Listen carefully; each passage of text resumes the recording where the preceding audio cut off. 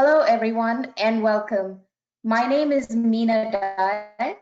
I'm the Executive Vice President, Market Intelligence at Open Minds, and I will be the moderator for your web briefing today. We know the COVID-19 pandemic is really taking its toll, and we appreciate what every one of you is doing on the front lines. We at Open Minds want to do our part to help, and we are launching our new executive blueprint for credibility and success in a disrupted health and human service market. Through this program, we are providing on-demand resources and technical assistance to help specialty provider organizations navigate a market in turbulence. Today, Open Minds CEO Monica Oz is kicking off the program with the web briefing, Building Resiliency in the Face of Adversity, the Open Minds Executive Blueprint. Monica is a thought leader and game changer who probably needs no introduction for most of you, but just briefly, she is the founder of Open Minds, and for the past 3 decades, Monica has led the Open Minds team and its research on health and human service market trends and its national consulting practice. Before I hand it over to Monica, a couple of housekeeping reminders. Your audio is muted during today's web briefing, but we welcome your questions and comments via the question box on the right side of your screen, so just message us. And you can send in your questions and comments throughout the briefing. After she is finished with her presentation, Monica, us, and other experts from the Open Minds team will be available for a full 60 minutes to answer all of your questions. The slides and recording from today's briefing will be made available to you through the Open Minds website in a couple of days, and you'll get an email as well. Also, if you look in the box on the right of your screen, you will see a section called Handouts. Just expand that section and you will see a PDF of today's slide deck there as well, in case you'd like to follow along. With that, Monica, I will hand it over to you. Thank you, Meena. And welcome to all of our elite members who belong to Open Mind Circle. I am broadcasting from Twin Bridges Farm, which is my home in Gettysburg, Pennsylvania. And I wish I were broadcasting a web briefing under better circumstances. It's been an interesting 3 weeks. We have a beautiful spring here. This is the time of year I like the most, with flowering peach trees and daffodils and new baby goat kids, all of that juxtaposed with the really traumatic effects of the global pandemic and how it's affecting Americans overall and the health and human service system in general. Unfortunately, I am old enough to have been through this before, not exactly the same, but similar. After 9/11, our country had a really quite a shock, and which resulted in a recession. I think we're going to see something along the same lines now. And like everyone, every organization, we too have been scrambling to reposition ourselves for this new reality of operating. One of the pieces of our repositioning is what we're launching today. It's a 32-week, which is, in my hopes, will be the kind of end of the worst of the economic effects of this whole episode. But a 32-week series of technical assistance, information, resources especially designed for our elite members. Over this next 8 months, you'll have access to our entire consulting team, our library of resources. We plan to juxtapose in this resource both a live webinar series, all of which will be recorded. I know many of our client CEOs have told me they won't be on the webinar in person, but they'll have to listen to it in a rebroadcast because their days are busy and most of their planning work happens in the evenings. So we will have a full complement of all of the webinars available and web decks on our website. We're also setting up an online discussion board for crisis management and online and telephone access to our consulting team in the process. I just want to reiterate that over the next 8 months, our goal, which is has been consistent with our mission of Open Minds for the past 30 years, is really to help the organizations serving the most vulnerable consumers not only manage through this crisis, but survive and thrive on the other side of what is probably going to be a period of economic downturn. So with that, I want to move ahead. Just give me one moment here. The wrong button. There we go. I want to talk a little bit about our executive blueprint, how it came to be, and give some advice to our elite members about how to structure their own crisis management response.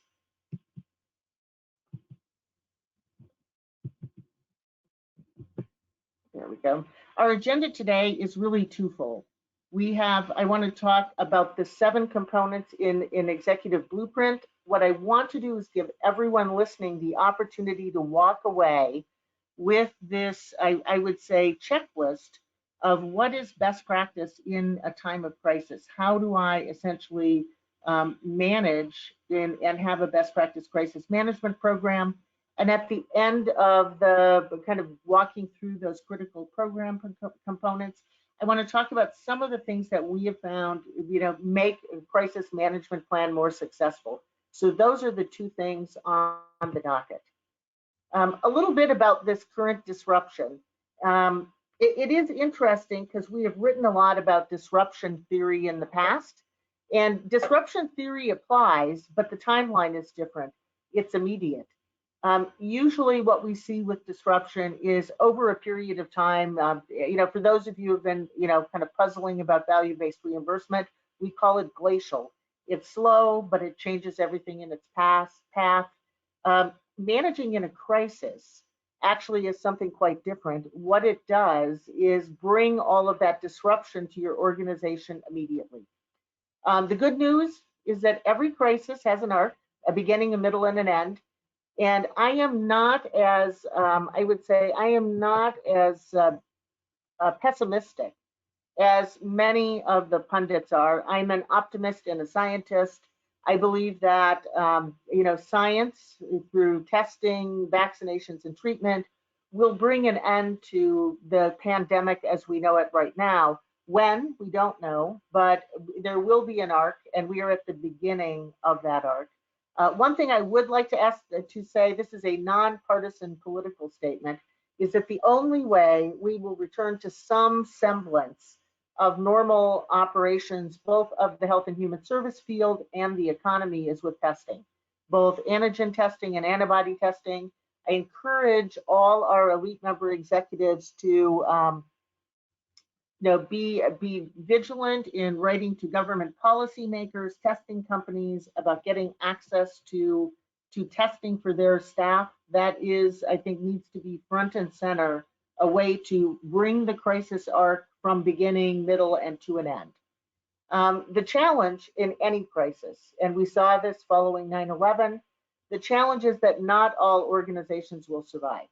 Some are going to fold, and this is largely, not totally, but largely dependent on the actions of their executive teams right now. This requires executives to both lead and manage. And for those of you who have attended our leadership retreats over the past decade, think of it this way. This is going to challenge every dimension of executive team leadership. Think about transactional leadership, which is management, the need to manage from an operational perspective what happens. Transformational leadership, the ability to get people to change. Ethical leadership, and there are many, many ethical questions being raised in the midst of this pandemic. And we have meta leadership, the ability to organize across and outside of your own organizations. All of these things are and will be critical to the executive team that succeeds. So let's start with the first of the 7 components of the crisis management program, which is a plan to plan. The first thing we did, the first thing I recommend every organization do, is to create their own blueprint for managing the crisis. So a couple pieces that go into that. Let's think a little bit about the economic crisis that's being created by the pandemic.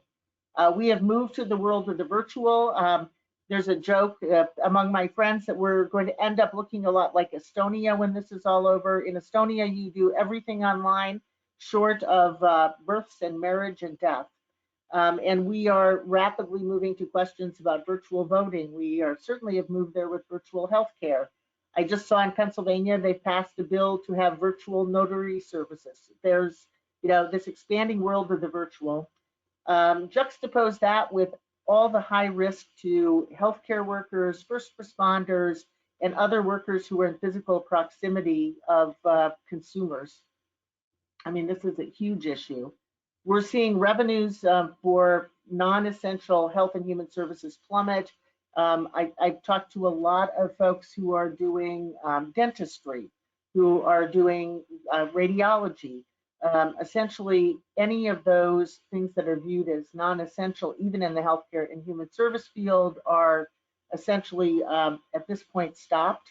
And the revenue streams from them are no longer being used to support health and human service organizations. So that's a huge challenge. We have 13% of the population that is currently uninsured, and that is going to rise precipitously with the growing unemployment rate.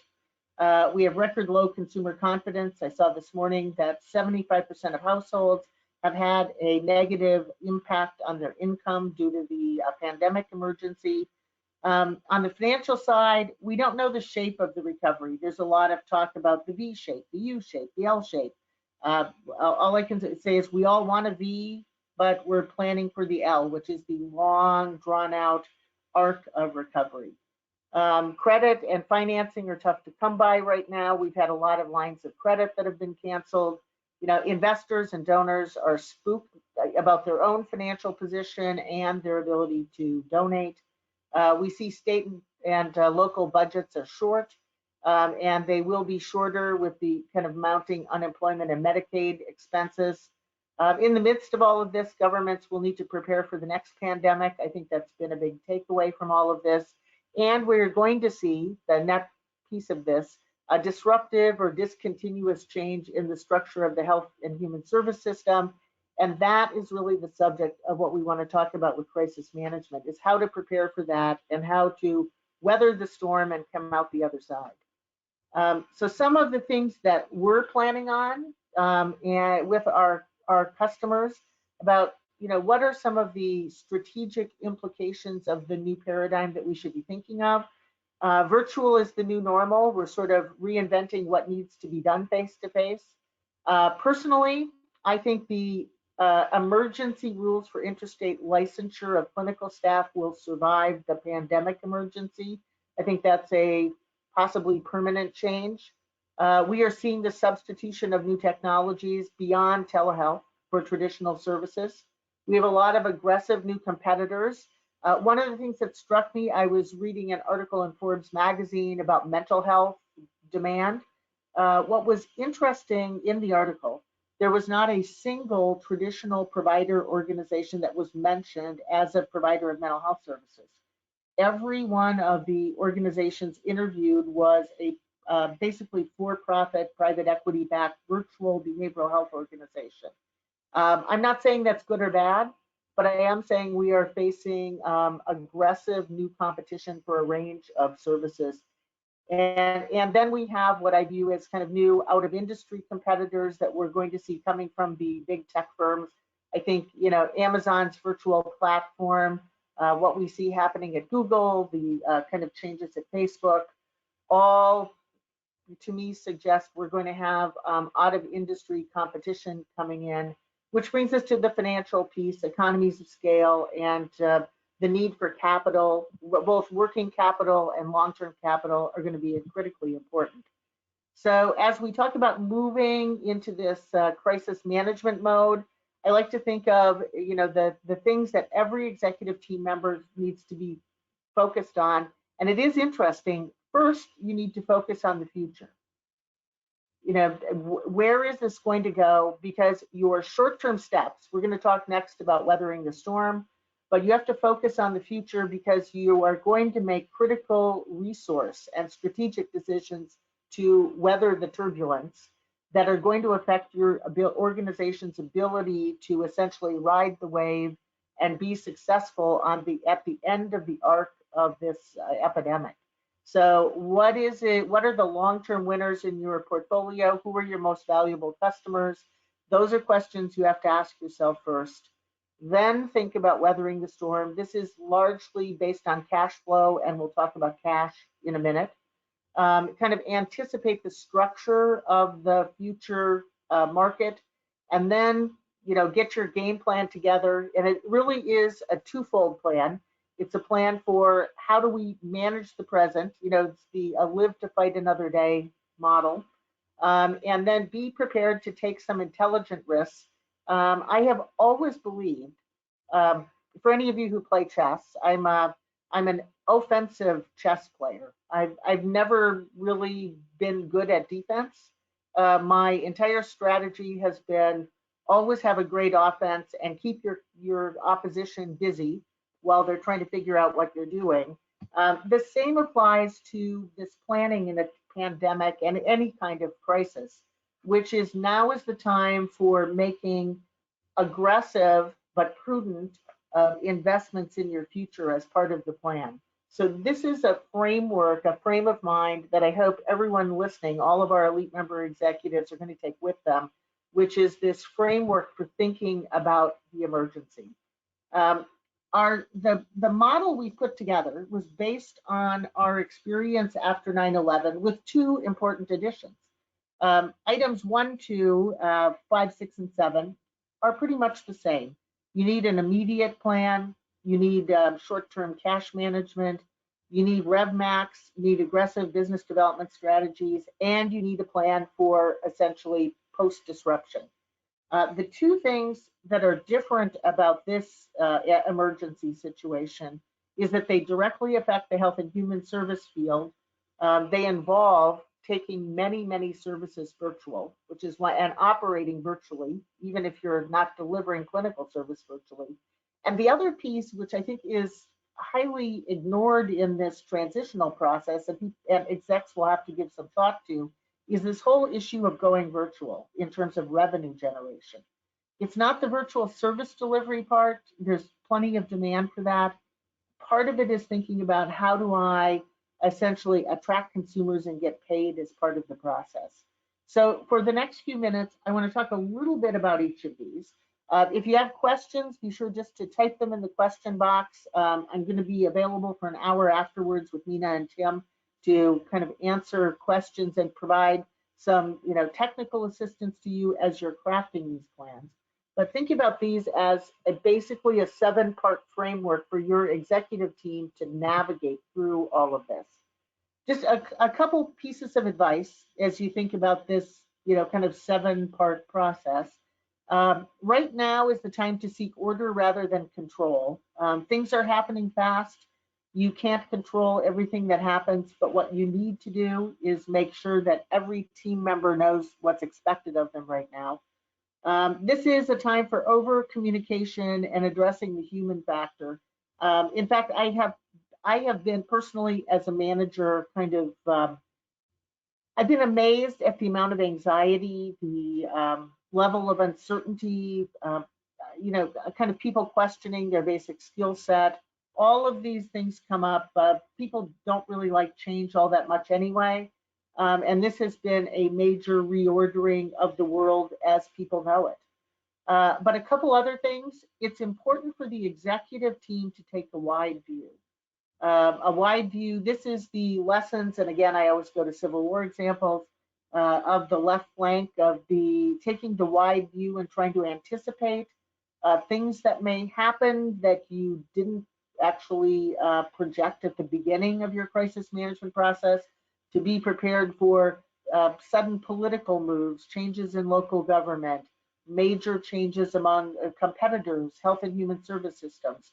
It's that wide view that the executive team needs to be monitoring while the core of the organization is busy revamping itself for new work.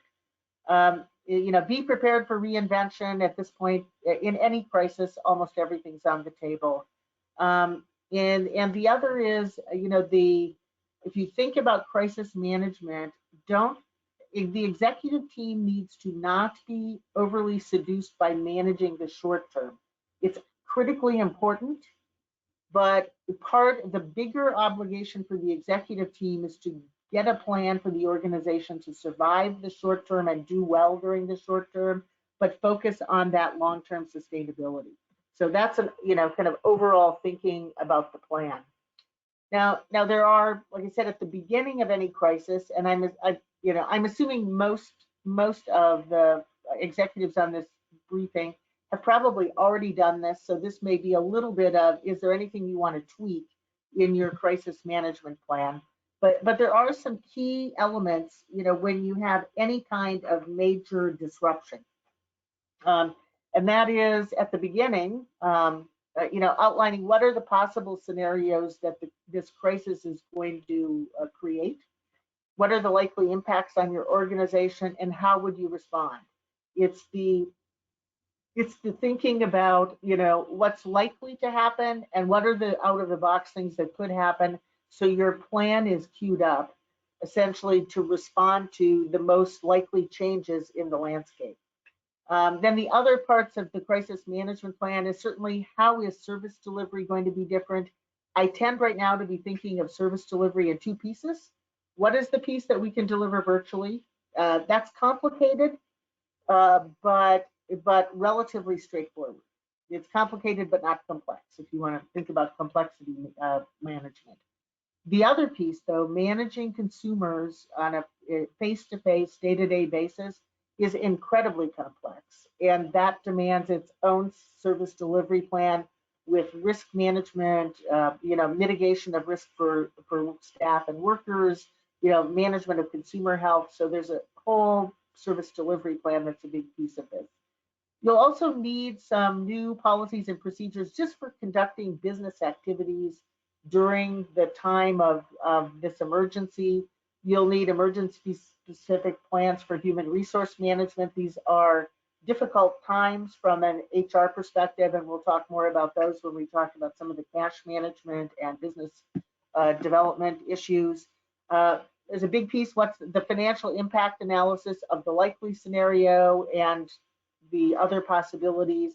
And then, a little bit out of the box, but you need a designated chain of command and a communications plan for this time of crisis management, largely because the hours are long for any executive team right now, and you need a chain of command for essentially cascading messaging throughout the organization.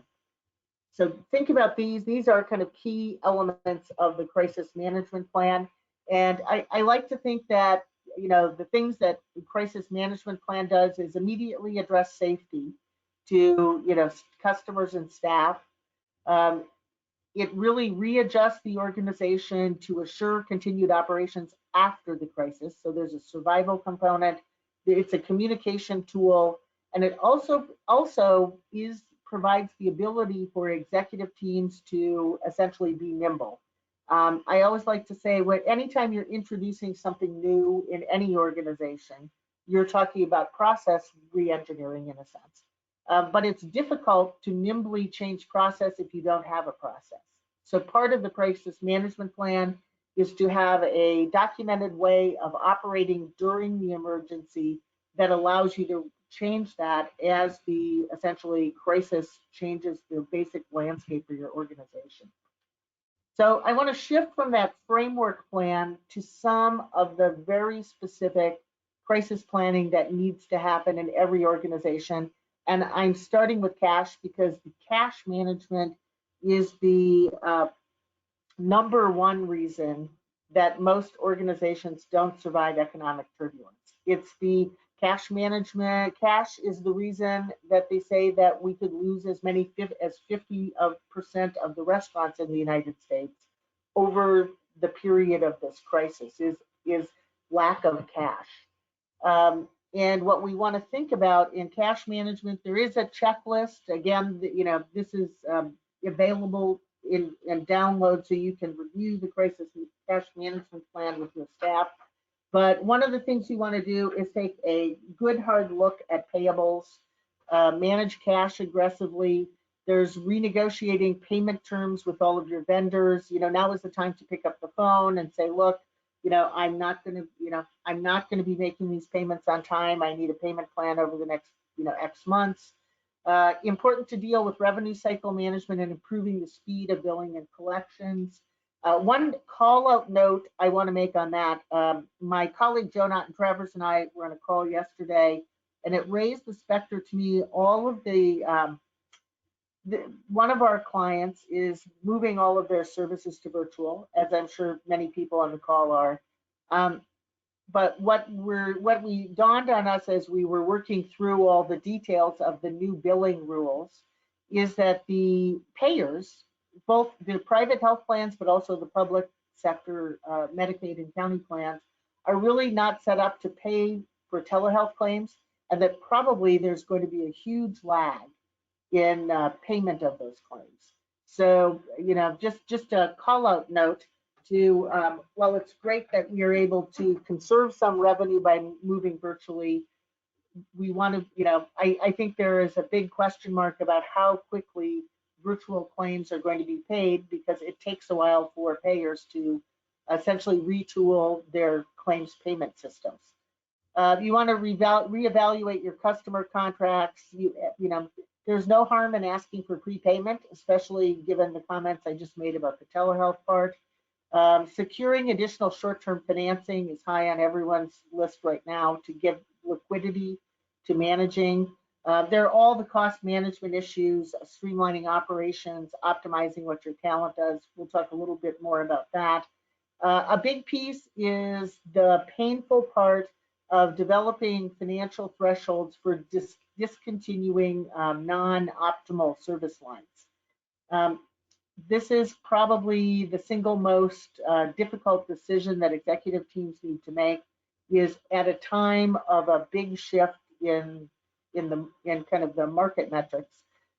Which services stay on the books and stay staffed, which services need to be put in mothballs for the period of the crisis, which services need to be closed. Those are important decisions for now and for the future. You want to be looking, this is both short and long term, to your kind of financial health, managing your balance sheet, which sounds impossible in the middle of the crisis, but is exactly what needs to happen if you're going to qualify for capital coming out of this crisis, and also just for your basic liquidity. And then the last piece, not unthought of, is, if you see a cloudy future for your organization, it's identifying organizations for, I would call it, urgent collaborations. This is going to be a time when we're going to see a lot of unplanned mergers and acquisitions, a lot of it driven by cash management issues. So you want to be thinking about that ahead of time in the planning process, and not when the financial issues become urgent. There were just a couple things. My colleague Ken Carr is going to be doing a deep dive into cash management in a couple weeks.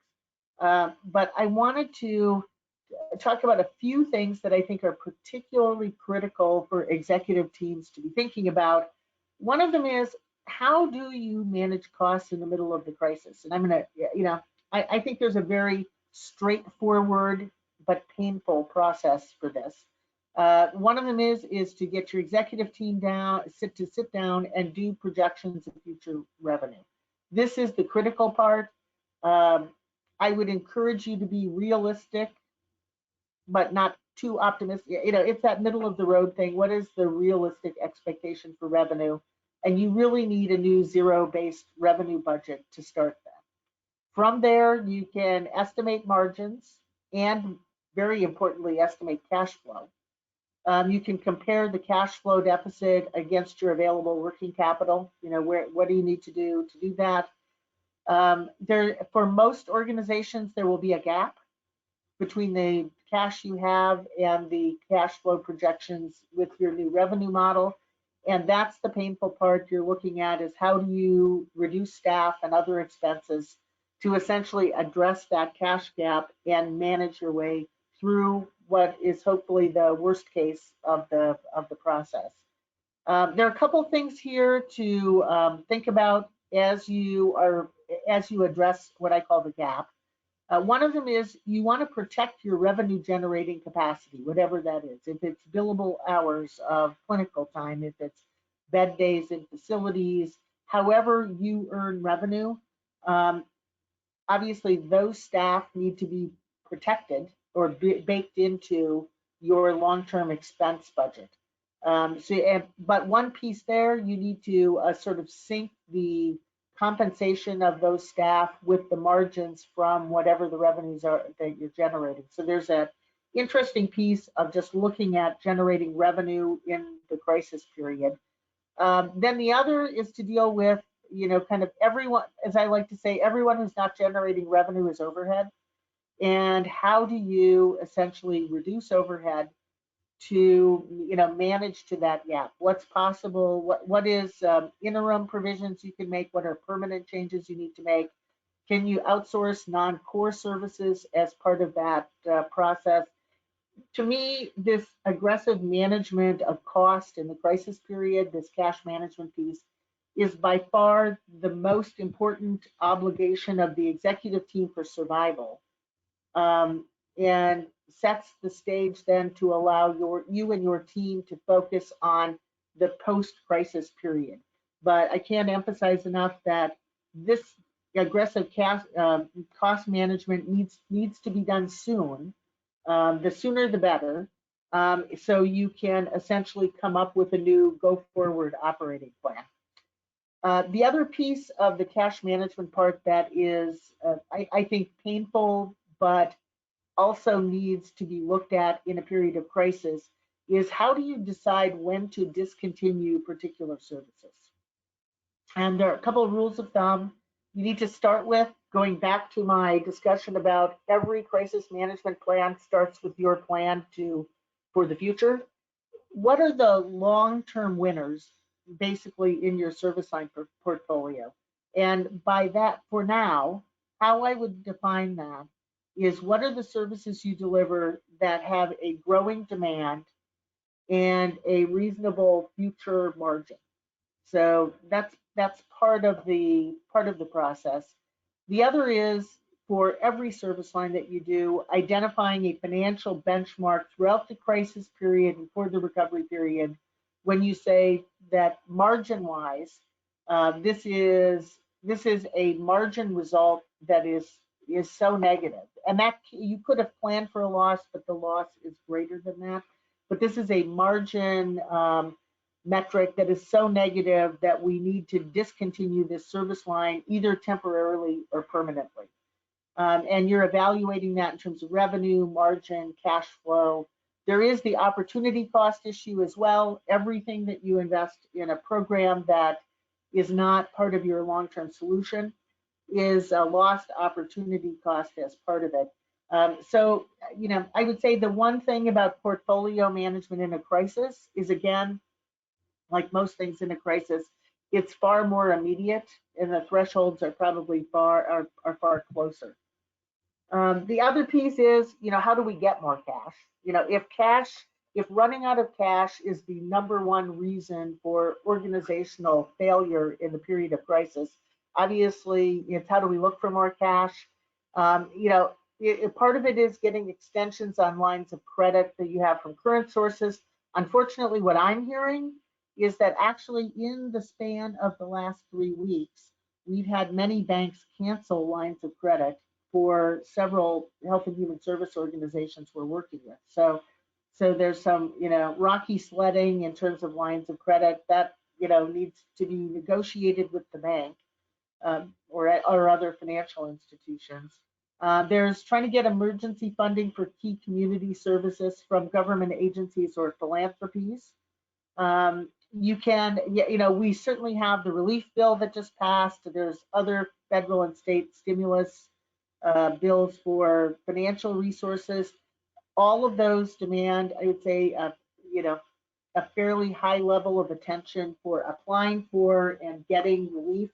The interesting part about the CARES Act, particularly the loan with the potential of forgiveness, is that for many organizations, the idea of taking on additional debt to cover working capital needs is probably not a great idea if it turns out that the debt will not be forgiven and end up being a long-term liability. So there's still a lot of questions about the CARES Act. My colleague Tim Pisula is going to be doing a web briefing on Thursday that's going to be a summary of the provisions of the CARES Act that are most applicable to specialty provider organizations, and we'll know kind of more then after his analysis. The last piece is, if you're a nonprofit, you have the advantage of, seeking the support of angel donors. I mean, I've had any number of financial appeals recently. For anyone who's on the Devereaux mailing list, I got an email from Devereaux this past weekend asking for support in making personal protective equipment for their staff working in group homes. Locally, I've had a call for providing financial support for emergency shelters. In our particular community, our domestic violence shelter went out of business prior to the crisis, and looking for emergency placements for women and looking for support for those women. So there's any number of, I would say, really specific appeals that you can make to angel donors if you're a nonprofit. So these are just a few of the cash management issues. And as I said, we'll be doing a deeper dive into the cash management issue. But again, I emphasize this has to be, short of your framework plan, your cash management plan is the kind of number one obligation of the executive team, which is to generate a plan for survival during the crisis management period. From that cash management piece, we can pivot to what I think has been the next big change for most organizations, and that is the mandate to operate virtually. I will say, for people who don't know us, we have a small office in lovely downtown Gettysburg, Pennsylvania, and we got 3 hours notice from the state that we had to be completely virtual in 3 hours and close our office. Needless to say, we had the advantage of having a fairly significant virtual operation already, but I would be lying if I didn't say that it was an extreme burden to kind of move our entire organization to be completely virtual, which is a different way of operating in such a short period of time. So most health and human service organizations have two pieces to this whole virtuality requirement. One of them is moving their billable services to a virtual environment, and the other is to moving their administrative operations to a virtual environment. They're related but different. On the service delivery side, we have spent a lot of time the past 3 years just moving health and human service organizations to doing more of and more sophisticated telehealth. So there's a whole group of things that you want to be thinking of as you look at having almost all of your revenue, unless you're an acute care hospital, all of your revenue coming from virtual service delivery. One of them is basically your system and infrastructure. It's very different to do a little bit of telehealth that's a supplement to face-to-face service and operating a completely virtual service delivery system. So things like, is your platform functionality up for the task? What worked when you did a little may not work when you do a lot. So there's a functionality piece. Believe it or not, you do have to get new contracts with payers and MCOs just to do the very same virtual services that you have. And every one of those health plans have slightly different rules, I should say, about what services can be provided via telehealth and by whom. So there's a whole contracting piece and billing and collections and credentialing that goes with this. On the infrastructure side, there's remote access to your electronic health record keeping system. There's probably an upgrade that's needed to centralized electronic scheduling with related customer service, both to assist consumers with scheduling support and do follow-up experience monitoring for consumers. there are a host of risk management policies that change when you do telehealth. So you want to be thinking about, kind of baking those things into your policies and procedures, along with new supervision models, and thinking about how does performance criteria for your clinical and service teams change when they're practicing virtually. So these are some of the core concerns. Next week, we'll be diving into some of the issues around building more robust telehealth capacity. So we'll be covering that in a lot more detail then. I mentioned the other piece of this is this whole demand to actually operate a completely virtual organization. And it's one thing to do just the billable part of your services virtually. It's a whole other piece to run all the organizational functions, the kind of administration, HR, finance, tech support, kind of all of those pieces from a completely virtual platform. Many of the same things apply. I know people are scrambling to get laptops. The comment one of our clients made to me yesterday is, I had no idea how many people in our organization still use desktop computers. And yes, that for many roles, a desktop is a better solution. But when we come to work at home, those things need to be moved to essentially to a web internet-based service delivery. There's all the virtual connectivity issues, both connecting with the hub of your organization. There's in-home connectivity for staff. You need a completely different communication and supervision plan as part of this. And one thing our EVP for admin suggested is it's important to combine your remote management plans with your general disaster recovery plans, so they're for the future sort of all married together. But the virtual operations piece, because of the unique nature of the pandemic emergency, is a component of crisis planning that's particularly important to address, and again, probably sooner rather than later. We also have the virtual revenue generation model. We want to be thinking about, I mentioned early on that it's not just delivering the service online, but we need to be prepared to actually attract consumers and new business and compete for consumers and revenue online. I would say that in health and human services in particular, most of the web presence, the websites, the social media presence, the monitoring of rating sites is probably not where it needs to be. And this will be a big piece, not only of managing during the crisis, but a huge piece of kind of preparing for post-crisis. If we really think that many services are going to remain permanently virtual, we'll need to be able to compete in terms of virtual revenue generation. I want to shift a little bit from the virtual to two other important tactical pieces in crisis management, and that is revenue maximization and short-term business development. They're really similar, and the two initiatives run together. They're just slightly different in terms of whether we're talking about rev max from what we do currently or generating income from and revenue from something new. On the short-term rev max side, certainly there's taking a look at making sure we're getting paid for all the services we deliver and tracking net collections.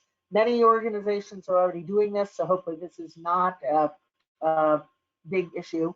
I highly recommend thinking about a crisis referral program to increase volume of services for services where we have generated revenue and a margin. The last two have to do with kind of your relationship with payers and managed care organizations, is looking for increased fees and rates from payers, and is one thing. If you haven't done that recently, if you have a critical service for the payer, now's the time to be re-looking at what you're paid, asking for prepayment. I mean, there's a host of things if you're a critical provider for that particular payer that you can do. The other is to look at kind of new emergency, new reimbursement models that if we're specific services for the emergency period. And that's that piece is where we pivot into kind of aggressive short-term business development.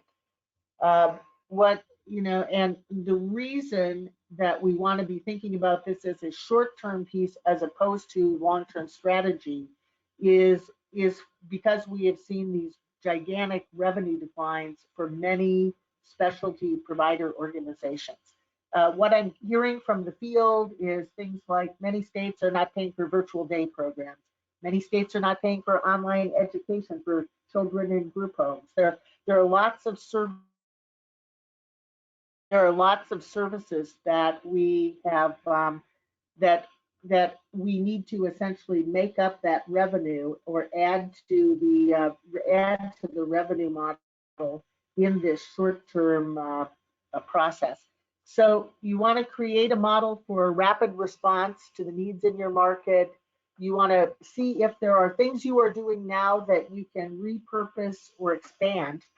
You want to look at any kind of geographic diversity. I thought the best quote of the day from a friend of mine yesterday was, she said, it finally occurred to our staff that if we're doing telehealth in whatever city they were in, we could do telehealth services in the whole state. And I said, yes, that is one of the real advantages of the whole virtual piece. For nonprofits, now is not the time to quit fundraising.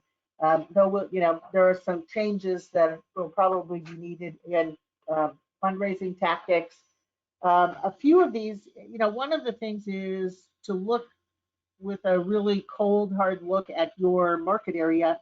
Are there competitor contracts that are at risk? Are there local organizations that are not going to be able to navigate their way through this crisis, where there's an opportunity to actually fill a service need created by that gap? And obviously exploring, government support through all the relief bills. I did want to say a couple things about a few of the aggressive business development tactics. The most difficult piece, and this is difficult whether you're a provider organization or a for-profit doing something else, the most difficult piece is changing your mindset in terms of this revenue generation, and that is thinking about how can you provide something useful to your community, and where do you find funding for it. It demands more creativity of executive teams with the ability to do nimble planning and pricing and outreach to funders. It also means that you will need the ability for your staff to kind of rapidly deploy and do something different. There are some key diversification options to think about. What are your replicable services? Do you have replicable virtual services? Are there underserved geographies where that would fit? And is there an opportunity to repurpose current services for other markets or other needs that have been created, in the face of this emergency? So I think there are a host of things that we want to take a look at from the aggressive business development piece. The last piece is for the nonprofit elite members who are listening, is now is not the time to quit fundraising, but it is certainly time to rethink your fundraising initiatives. Part of it is identifying critical services that you provide to both public agencies and foundations requesting financial support. But you can also do, as I mentioned earlier, targeted appeals for specific services to your traditional donor base. So these are all things that we want to be thinking of in this crisis management process. So just to recap sort of where we're at, we talked about the overarching framework for operating in the crisis period. We talked about 4 sub-plans: cash management, virtual operations, virtual revenue generation, RevMax, and business development. The last piece is this preparation for, kind of post-disruption sustainability. And if you're thinking we're just at the beginning of the crisis, I'll worry about this later, my response to that is that later is too late, and you need to be thinking now about your kind of post-crisis organization, because many of the decisions that you make now are going to affect how you operate post-crisis. These are, I think all of the things that you would think about in developing a typical strategy. You need to think about post-disruption, post-crisis market positioning, overall management, customer preference, what you need to do in terms of innovation, and long-term collaboration. I would say the difference is now, and this is to borrow from my one of my favorite management gurus, Peter Drucker, is that we have very little control over what the post-crisis market is going to look like. And so one of the real challenges of this period is kind of letting go of what we think it will look like and embracing sort of what I would call the possibility of a completely different market landscape. And the Peter Drucker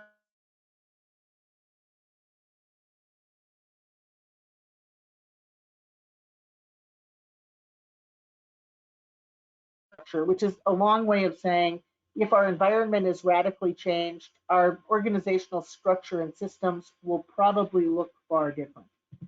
A couple things just to think about in this process.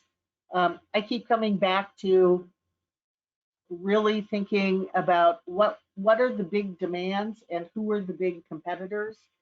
I mentioned early on that I think we're going to see, as we move healthcare to more virtual delivery, it opens up the market, not only our market to do more services virtually in other geographies, it also opens up the option for new competition. So thinking about market positioning and competitive advantage are key pieces of this plan. It's really making, I would say, prudent investments at this time in the pieces of your service portfolio that you think are going to have the long-term legs. We don't know yet if the crisis period is going to be the V shape, the U shape, or the L shape. Will it be relatively short or interminably long? But in any event, one of the obligations of the executive team is to be planning for that long-term viability. This raises, and this is sort of my kind of last comment on the planning process itself in terms of crisis management, is thinking ahead to the role of mergers and acquisitions in this post-recession market. It is that, again, access to cash and to capital is the key driver to urgent affiliations. I tend to put M&A in two categories. There's the, shotgun wedding, and then there's the strategic marriage. On the strategic side, it's driven by market positioning, scale, geographies, and a big one is the last of the bullet points here. M&A that gives your organization vertical integration market advantage, meaning, do you be part of a larger health insurance portfolio or a health plan portfolio? I think is a big question. How big is big enough for profitability? There's no absolute scale number. You can be a very profitable niche player and quite small, or you can be a very, a huge organization, think you're too big to fail, and still find that the turbulence of the current market are too big for your organization to surmount. So there's, kind of all the consideration that you need to give is, when this is all over, what will the market look like, and where is your organization, your services viability, and all of that will determine whether or not M&A should be part of that sustainability planning process.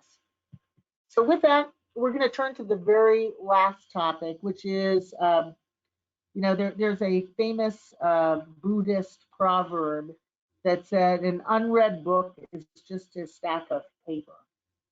And I feel the same way about plans. Sort of the unimplemented plan is nothing but a stack of paper. And the real question, you can go through all the planning piece, but the real magic is in the executive team who can make all that happen.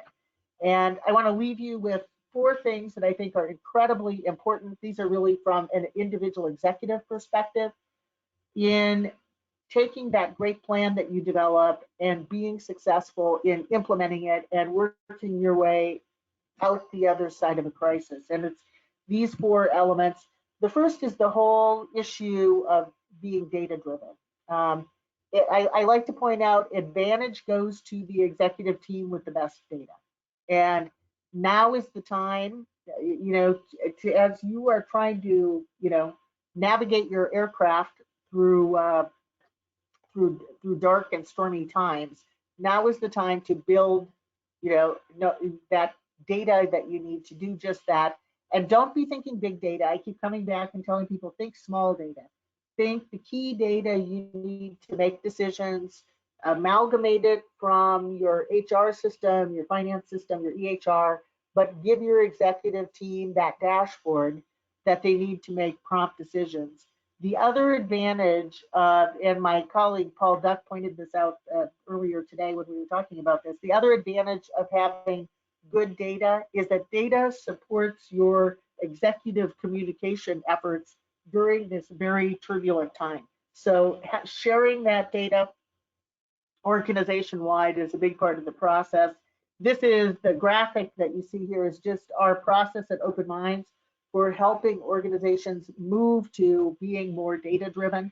And each of these steps are sort of a step in management team competency along that line. The other piece is be prepared for your plan not to be the final plan. I've said this about strategic planning. It also applies to crisis planning. The shelf life of a plan is the length of time it takes the market to change. So, you need to be prepared to recalibrate the plan that you have frequently, every plan, the cash plan, the product plan, the revenue plan. Each of those plans need to be thought of as iterative versions that are going to be updated as we go. That's part of the reason having the data is so important for the management team.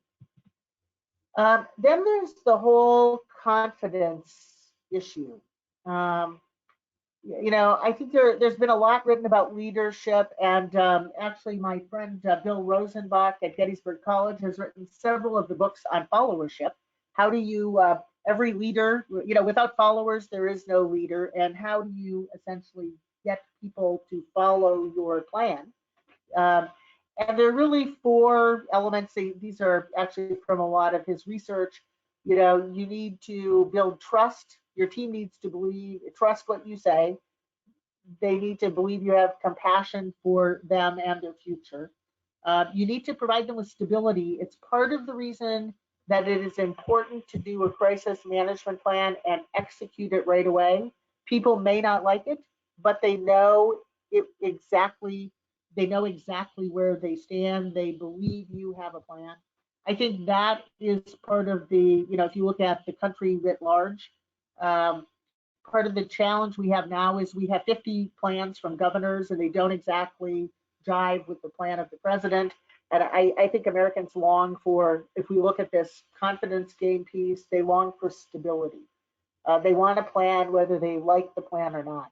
And the last part, they write about this as hope, but I would say this is vision. That what most teams want to know is what's your vision for where we're going? And I will be the first person to say that's probably only an estimate, maybe a guess.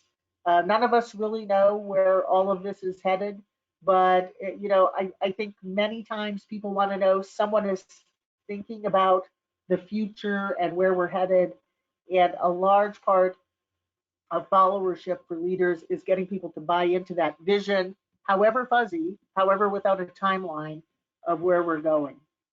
And then I'll close with the last piece of this, and I see this in a number of my CEO friends right now, and I'm reminded of, for those of you who fly a lot, if you remember the little speech given by the flight attendants, should the cabin lose pressure, oxygen masks will descend from the overhead area, and please place the mask over your own mouth and nose before assisting others. This is not a time to ignore, for the executive team to ignore their own well-being. There is a lot of stress right now. I mean, most of my team is working on 18-hour days. And what, it's just a few things that are the kind of Monica's rule for CEOs. Sleep is the #1 issue. 7 to 8 hours a night is essential. You can maybe cheat one night a week, but sleep deprivation leads to very bad decision making. Then there's all the discipline of exercise, diet discipline, stress management. I'm not always the best at this, but I do make a fairly good attempt at my daily physical management checklist. And I'm a wildly big believer in immunity strengthening programs, even before all of this, now even more so with our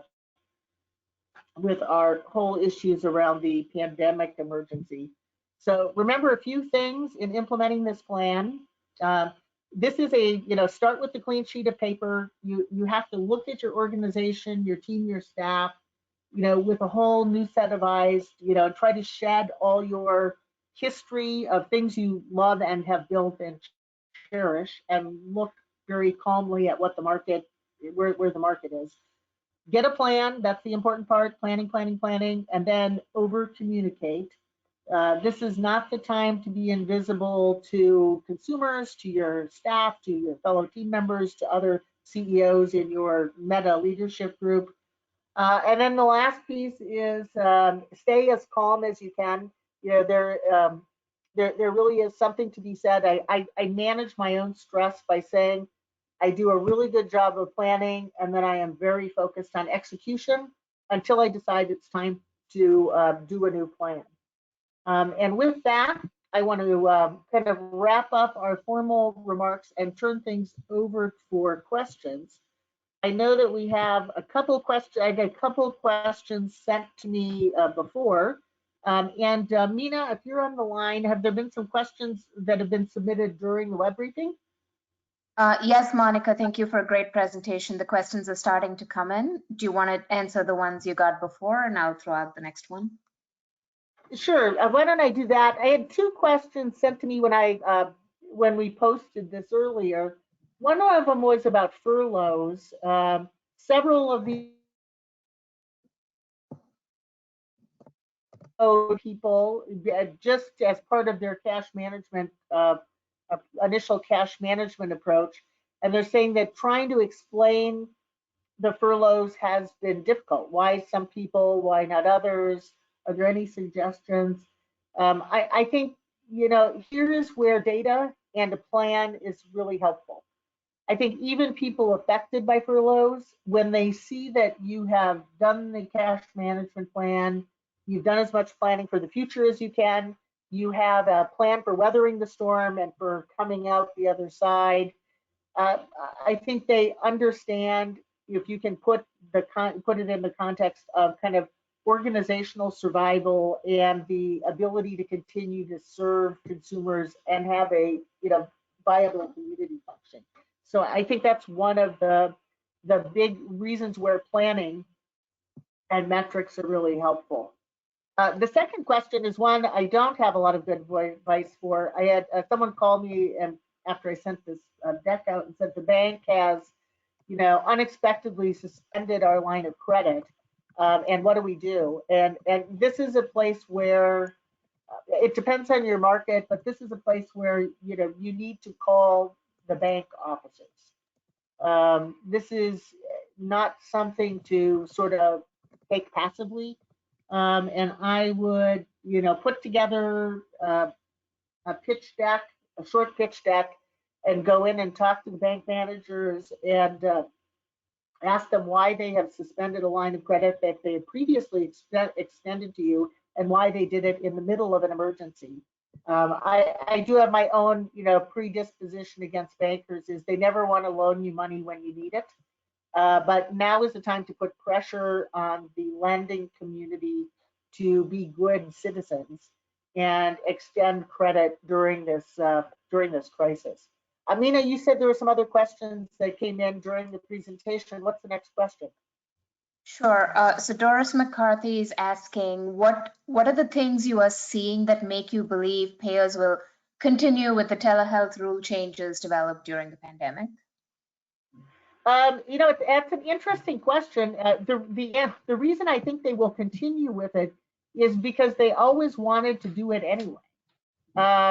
It's been interesting to me that if we look at the evolution of telehealth, we had our first telehealth probably in the 70s. I'm trying to remember now the date. But the adoption has been largely, consumers have been very positive about telehealth, and I'll use the health plans in particular, not the Medicaid and Medicare necessarily, but the health plans have been very positive and encouraging telehealth. But there has been a real lack of adoption in terms of process restructuring in the provider community. And I actually think that this crisis, this may be the only upside of this crisis. I think one of the results of this crisis is that it has forced a number of organizations to immediately, and probably not so elegantly, recraft their infrastructure in order to be delivering telehealth services, and let's hope in the long run deliver them profitably or with a margin. So that's the reason, Nina endorsed that. I think that we're going to see both the telehealth, the use of telehealth, and possibly, I'm always an optimist on this, the intrastate licensure rule rollback survive the emergency period. Any other questions?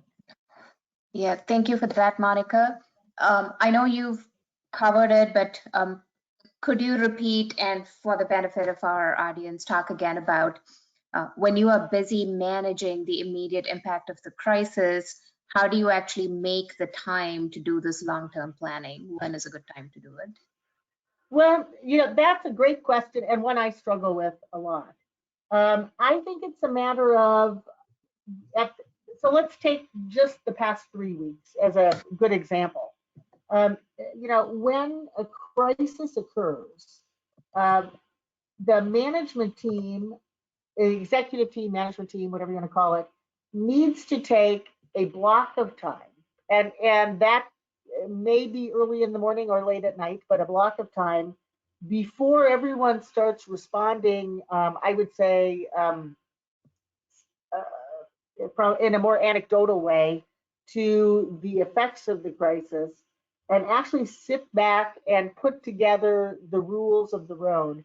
Now, and that's that initial crisis management plan before you get into kind of the other more detailed elements.